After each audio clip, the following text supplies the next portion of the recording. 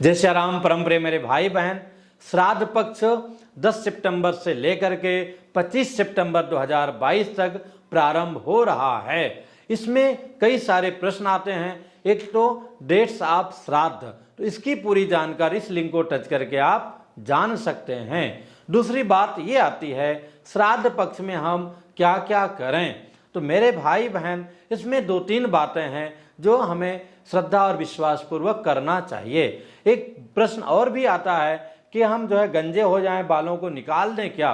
तो ये कंपलसरी नहीं है। इस पितृपक्ष में अथवा किसी भी पितृपक्ष में गंजा होना, सिर मुड़ाना, ये कंपलसरी नहीं है। अथवा कहीं जिक्र भी आया है तो इसका लाभ बहुत सामान्य रूप से है।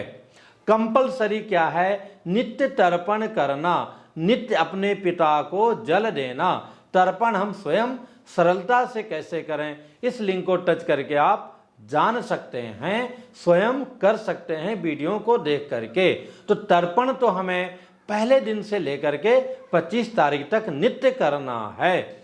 अब इसके बाद में जिस दिन पिताजी की तिथि हो उसी दिन सारे पितरों का श्राद्ध होता है।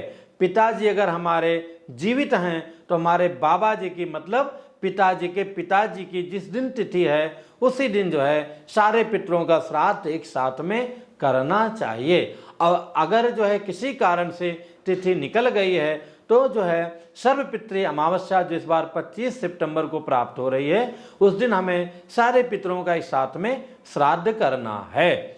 श्राद्ध में क्या करना है? तो पितृपक्ष में जिस दिन तिथि हो उस दिन जो है हमें पार्वण श्राद्ध करवाना चाहिए। ये पर्वण है, पूरा पर्व चल रहा है पितरों का। तो उसमें क्या होता है? पिता, पितामह, प्रपितामह, 3 पीढ़ी पिताजी की, 3 पीढ़ी नाना जी की, तो पति पत्नी को मिलाकर के 6 हो गए और 6 दूनी 12 हो गए। और इस प्रकार से जो है 2 विश्वदेव हो गए, एक पिताजी के कुल के, एक नाना जी के कुल के, तो 14 हो गए।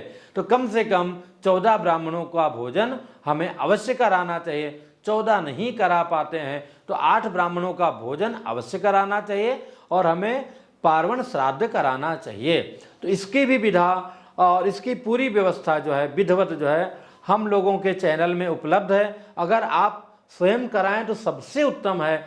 तन मन धन इन्वॉल्व होना चाहिए। अगर आप दूर हैं, वहाँ अच्छे आचार्य नहीं हैं, अथवा समय आपके पास नहीं है, वास्तव में आप व्यस्त हैं, आप कराना चाहते हैं, तो हमारे माध्यम से, चाहे मुंबई में अथवा जो है वहाँ पर वाराणसी में अथवा गया जी में, तीनों जगह व्यवस्था है। जहाँ आप चाहेंगे, हाँ वाराणसी में और गया जी में थोड़ा द्रव्य ज़्यादा लगेगा, यहाँ पे थोड़ा कम में हो जाएगा। तो उस रूप में तीनों जगह व्यवस्था है, श्राद्ध हो जाएगा। और आप श्रद्धा विश्वास पूर्वक, जैसा कि ब्राह्मणों को भोजन कराना चाहिए, पत्तल में जो है भोजन हो, कुल्हड़ हो, पुरवा हो, इसके साथ में सब लाइन से बैठें, मंत्रोच्चारण करें, सबको टीका लगाएं, सबको दक्षिणा दें, सबको जो है वस्त्र इत्यादि दें, एक विधिवत पवित्रता पूर्वक। तो भी अपने चैनल के माध्यम से आप करा सकते हैं। अगर आपको स्वयं कराना है तो जो है हमारे चैनल का नंबर है 7021616365। इस नंबर को मैं नीचे डिस्क्रिप्शन में भी डाल दूंगा, तो इस नंबर पर आप व्हाट्सएप कीजिएगा। हमारे सहयोगी आपको अवश्य उत्तर देंगे, उसकी जानकारी देंगे। और यही नहीं, जिस दिन हमारा श्राद्ध हो, हमारा बोले तो हमारे पितरों का श्राद्ध हो, उसके एक दिन पहले और एक दिन बाद तक 3 दिनों तक हमें पूर्ण रूप से ब्रह्मचर्य का पालन करना चाहिए।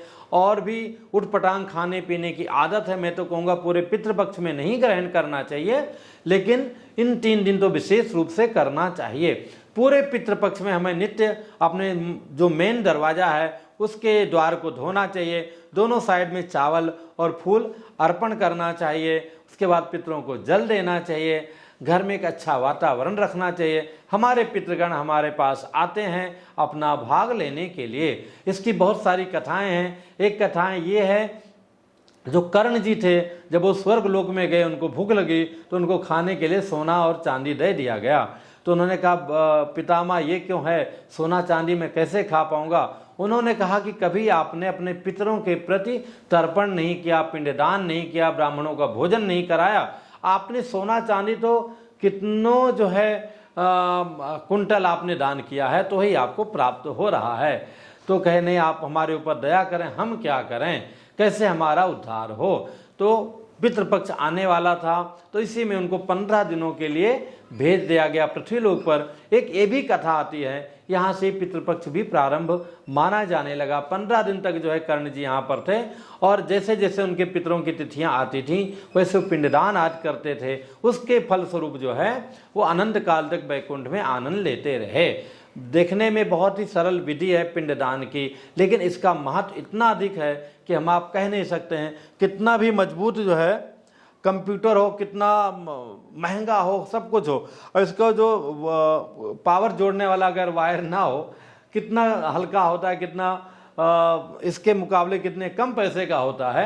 तो जय जय सिया राम सारा आपका ये यहीं का ही रह जाता है।